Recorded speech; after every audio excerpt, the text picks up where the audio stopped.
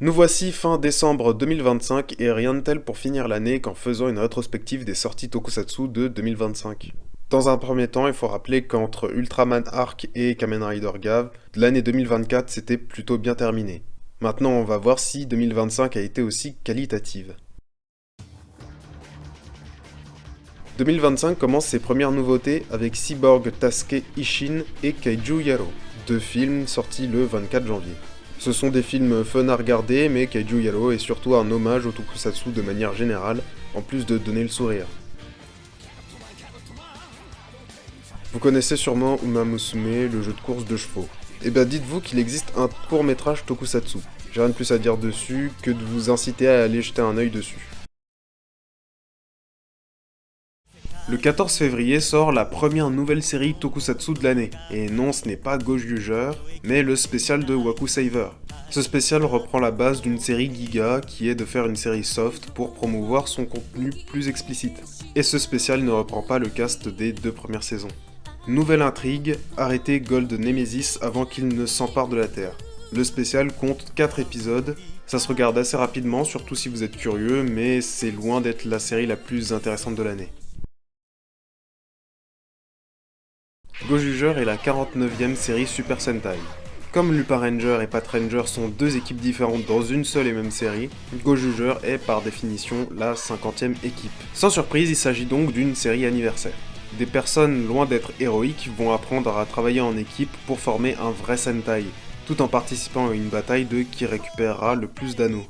On est sur une série légère et rigolote, mais en dehors des scandales que la série a malheureusement dû subir, elle ne fait pas l'unanimité. L'histoire et les combats laissent vraiment à désirer, ce qui est dommage pour une série qui se veut anniversaire.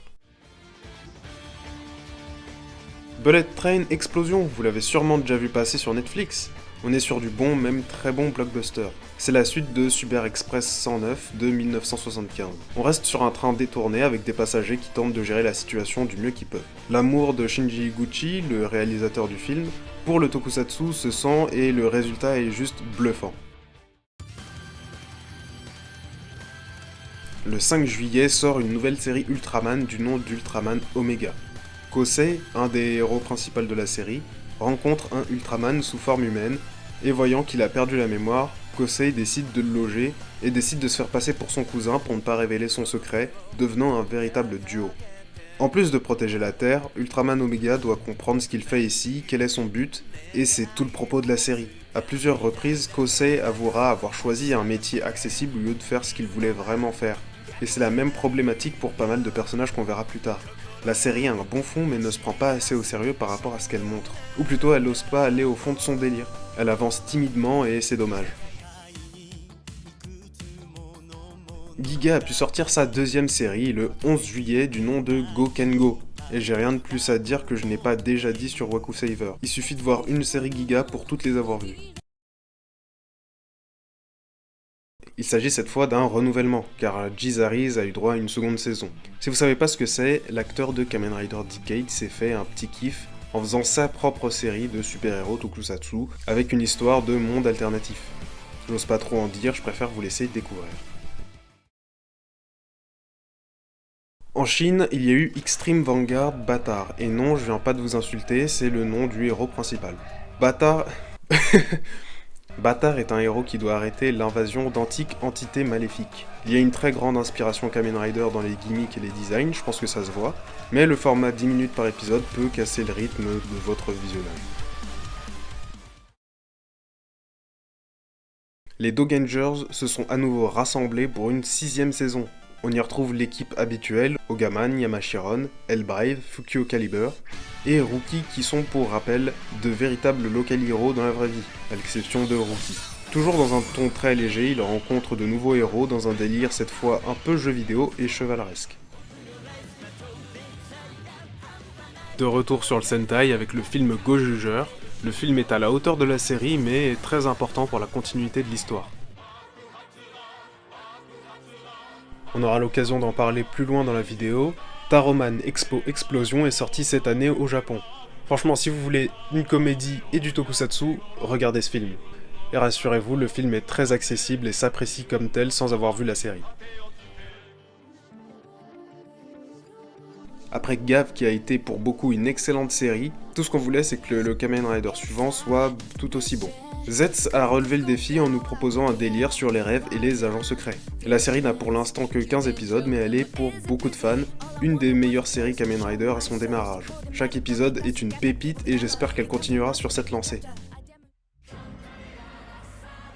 Les fans seront heureux car un nouveau film Garo du nom de Garo Taiga est sorti ce 17 octobre pour commémorer les 20 ans de la franchise. Dans les grandes lignes, un objet magique préservant l'équilibre du monde a été dérobé. Taiga, le chevalier d'or, va devoir le retrouver au plus vite avec ses alliés. Kamen no Ninja Akahage est, vous l'aurez deviné, une série de ninjas façon tokusatsu.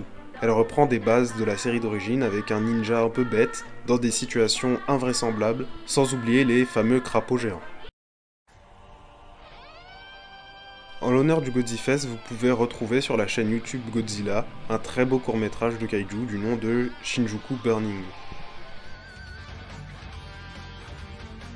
Et non, vous ne rêvez pas, on a bien commencé l'année avec une série Giga et on la finira avec une série Giga. Et juste après Noël en plus. Guilty Gear se donne un ton à la Kamen Rider Black Sun. Il s'en cache même pas, même la musique est un remix suffisamment crédible de la musique de Kamen Rider Black Sun. Les designs sont pas mal, à voir s'ils arrivent à faire une histoire prenante. Ça fait vraiment pas mal de sorties Toku, mais malheureusement elles n'ont pas toutes pu sortir chez nous. Mais faut reconnaître qu'on a quand même été bien gâtés cette année. Fin janvier, All the Anime sort ses versions de Godzilla Minus One en DVD, Blu-ray, 4K, etc. 26 février, on a eu la trilogie Heisei de Gamera en Blu-ray par Roboto Films. Le lendemain, édité par HD Numérique, un Blu-ray 4K Ultra du film de kaiju britannique Gorgo sort. Ça a tellement de maquettes et de miniatures que ce serait dommage de pas en parler. 23 mars, Bullet Train Explosion sur Netflix. Fin mai, Roboto Films revient avec une sélection de films Kamen Rider de l'ère Showa. Ultraman Omega sort le 5 juillet sur la chaîne YouTube officielle de Tsuburaya, et ça devrait le rester indéfiniment.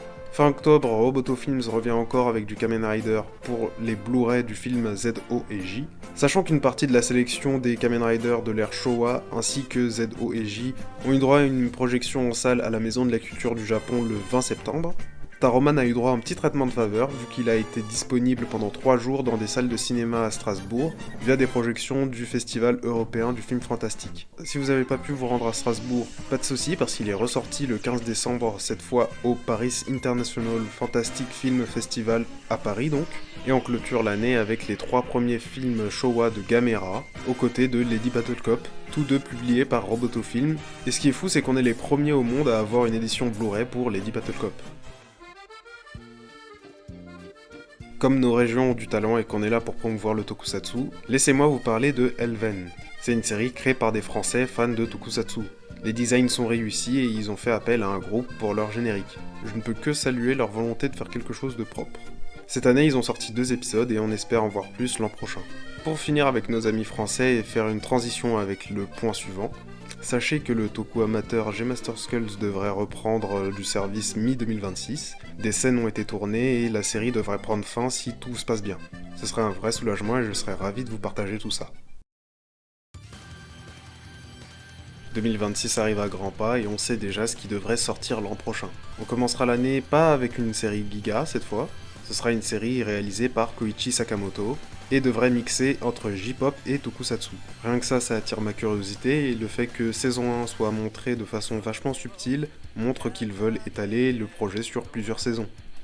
Ensuite, sans réelle date précise, il y aura le film Kaiju Even, une comédie familiale de Minoru Kawasaki, un réal de comédie tokusatsu qui profitera du projet pour insérer des monstres de ses anciennes productions. Le 15 février, une semaine après la fin de Go Jugeur, nous verrons enfin l'énigmatique Project Red de la Toei qui semble remplacer le Sentai en prenant la base du Metal Hero sans être du Metal Hero. On est tous très curieux de voir ce que ça donnera. Vous ne rêvez pas, comme on en a parlé sur Twitter, le Super Sentai est à l'arrêt pour une durée encore indéterminée, se faisant justement remplacer par le fameux Project Red.